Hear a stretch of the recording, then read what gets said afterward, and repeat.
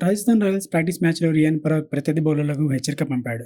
విషయం ఏంటంటే మెగా వేలానికి ముందు రాజస్థాన్ రాయల్స్ 14 కోట్లకు రియాన్ పరాగ్‌ను అంటిపెట్టుకున్న విషయం తెలిసిందే.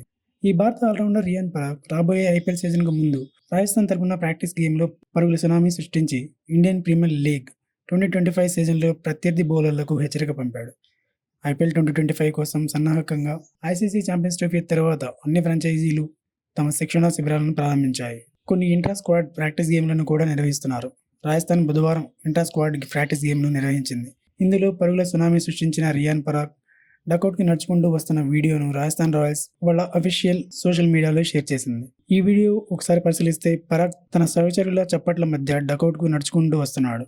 స్కోర్ కార్డ్ చూస్తే 64 బంతుల్లో 10 సిక్స్లు, 16 బౌండరీల సాయంతో 144 పరుగులు చేసి అజేయంగా నిలిచాడు. ఇలాంటి ఒక విధ్వంసకర ఇన్నింగ్స్ ఆడి ప్రత్యర్థి బౌలర్లకు హెచ్చరిక పంపాడు రియాన్ పరాగ్.